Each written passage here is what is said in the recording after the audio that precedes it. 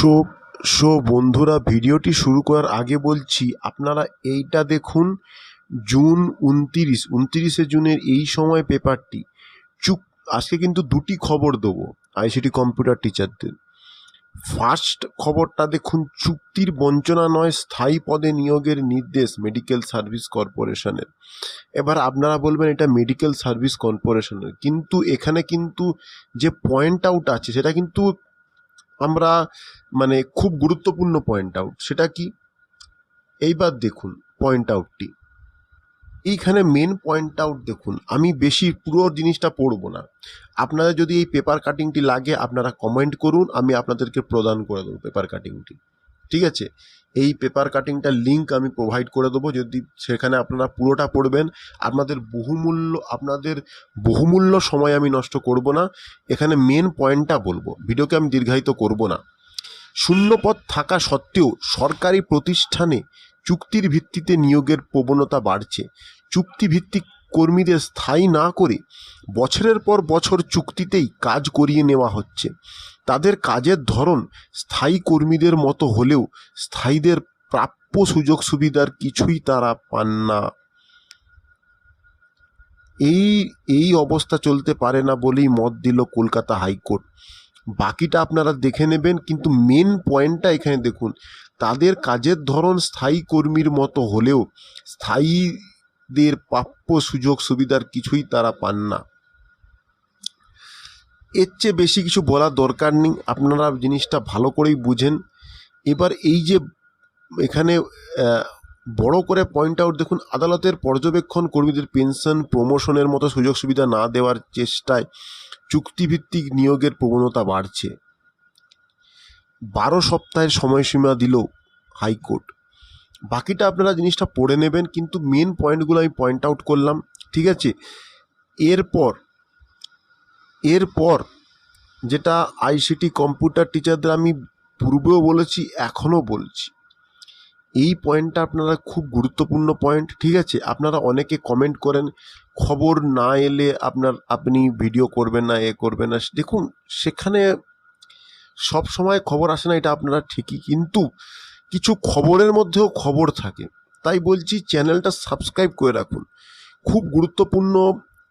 আমি আপনাদের এই যে সময়টা, এই টাইমটা কিন্তু খুব গুরুত্বপূর্ণ, কারণ আমি ভিডিওতে বলেছিলাম আজ থেকে ঠিক 4 বছর আগে এই টাইমেই কিন্তু যারা ফার্স্ট টু ফোর্থ ফেজ কিন্তু সরকারিকরণ হয়েছিল। এই ভোটের সময় কিন্তু হয়েছিল, এই ভোটের সময়। ঠিক আছে, এরপর পরবর্তী খবরটি হচ্ছে, প্রত্যেক স্কুলে কিন্তু একটা গুগল শিট ফিল আপের একটা কিন্তু আপনারা দেখেছেন, গুগল শিট ফিল আপ করতে দিচ্ছে, যেখানে পোস্ট ভ্যাকেন্ট রয়েছে আইসিটি কম্পিউটার টিচারের। ঠিক আছে, সেখানে কিন্তু গুগল শিট ফিল আপ করতে দিচ্ছে। এর মানে কিন্তু নতুন আইসিটি কম্পিউটার টিচারের রিক্রুটমেন্টের সম্ভাবনা কিন্তু প্রবল থেকে প্রবলতর বেড়ে যাচ্ছে। ঠিক আছে, আপনারা দেখবেন এটা 2025 সাল, আজ থেকে ঠিক 5 বছর আগে বা 4 বছর আগে 2020-21 সাল, এই ভোটের সময়েই কিন্তু ভোটের আগে বা ভোটের আগেই কিন্তু যারা first to fourth pay 6500 plus ICT computer teacher রয়েছেন তাদের কিন্তু সরকারিকরণ এই সময়ই হয়েছিল। আপনারা দেখবেন এই 2020-21 সাল এই ভোটের সময়, ভোটের প্রাককালেই হয়েছিল। এইবার কিন্তু দেখুন, যখন আপনাদের সরকারিকরণ হবে তখন কিন্তু একটা ফাইল থাকে, সেই ফাইলটা পাস হয়, এবং এই আপনারা দেখবেন এই সময়, এই ভোটের প্রাককালেই কিন্তু সরকারিকরণ হয়েছিল। বিশেষ করে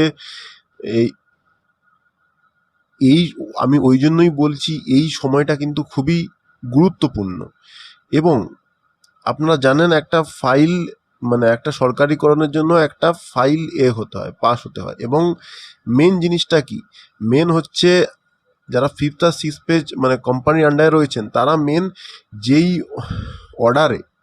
অর্ডারে ফার্স্ট টু ফোর্থ পেজ সরকারিকরণ হয়েছে, সেই অর্ডারের সঙ্গে আমার যেটা মনে হচ্ছে যুক্ত হতে নাম্বার ছিল অর্ডারের, সেই মেমো নাম্বারে যারা ফিফথ আর সিক্স যারা কোম্পানি আন্ডারে আছে আপনারা ওই অর্ডারের সঙ্গে মার্জ হয়ে যখন সরকারিকরণ হবেন, মানে যেটা মনে হচ্ছে ওই অর্ডারের সঙ্গে মার্জ হয়ে যাবেন। ফলে ওনারাও 60 ইয়ার্স কন্ট্রাকচুয়াল, আপনারাও যখন হবেন ওটা 60 ইয়ার্স কন্ট্রাকচুয়াল হয়ে যাবেন।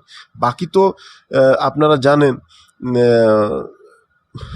যারা first to fourth pay 6,500 plus রয়েছেন তাদের মার্চ মাসে 2024 সালে আমার যেটুকু মনে হচ্ছে মার্চ মাসে একটা তাদের বেতন বৃদ্ধির অর্ডার হয়েছিল, মানে যার ফলে মানে এক্সপিরিয়েন্সের ডেট অফ জয়নিং এক্সপিরিয়েন্সের ভিত্তিতে ওনাদের মানে মিনিমাম স্যালারি 20,000, এবার যাদের এক্সপিরিয়েন্স বেশি তাদের 22,000 25,000 এই টাইপের স্যালারি একটা স্ল্যাব ছিল।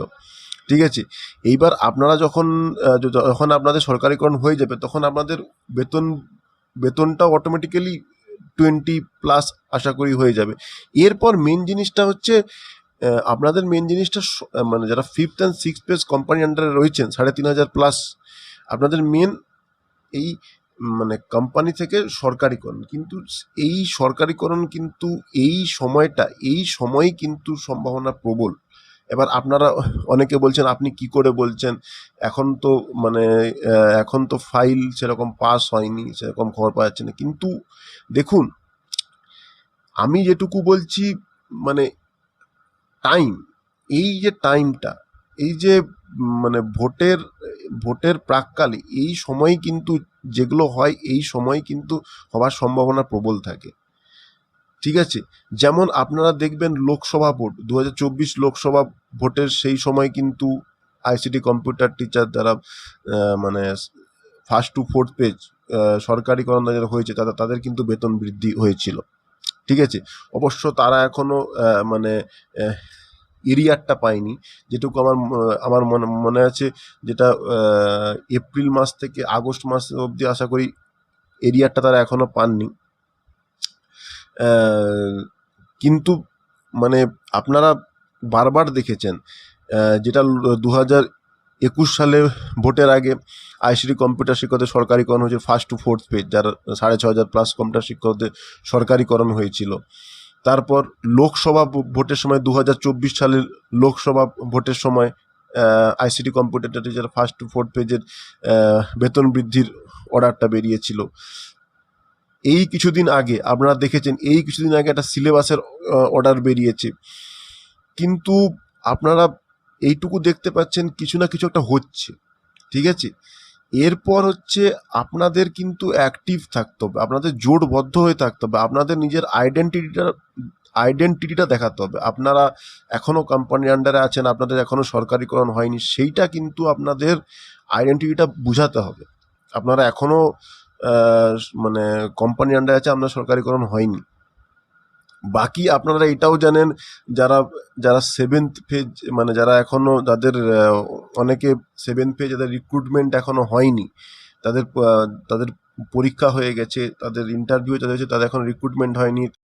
ঠিক আছে, এবার মেন জিনিসটা যারা ফিফথ আর সিক্স পেজ আপনারা অনেকে চিন্তিত রয়েছেন, কিন্তু আপনারা শুধু চিন্তিত থাকলে হবে না, আপনাদের হচ্ছে আমি যেই জিনিসগুলো বললাম, যা কাজগুলি হয়েছে আপনারা দেখবেন 2020-21 সালের দিকে যে ভোটের সময় কিন্তু আইসিটি কম্পিউটার শিক্ষক ফার্স্ট টু ফোর্থ পেজের 6,500 প্লাস সরকারিকরণ হয়েছিল। 2024 লোকসভা ভোটের সময় 6,500 প্লাস কম্পিউটার শিক্ষকদের বেতন বৃদ্ধি হয়। এই টাইমটা কিন্তু খুব গুরুত্বপূর্ণ, মানে আপনাদের কিছু কিন্তু কর্মসূচিও এই সময় কিন্তু অবশ্যই পালন করা উচিত। এই সময় মানে আপনাদের আইডেন্টিটিটা মানে দেখাতে হবে, আপনারা এখনও কোম্পানির আন্ডারে আছেন, মানে বিভিন্ন দপ্তরে ভিজিট করতে হবে, আর দপ্তরে ভিজিট করে খবর নিতে হবে, মানে ফাইলটা কোন পর্যায়ে আছে এইগুলো কিন্তু করতে হবে। তাহলেই কিন্তু আপনারা আশা করি আপনাদের সরকারিকরণের দোরগোড়ায় আপনারা একদম পৌঁছে যাবেন। আপনার সরকারিকরণ হওয়ার কিন্তু শুধু সময়ের অপেক্ষা থাকবে।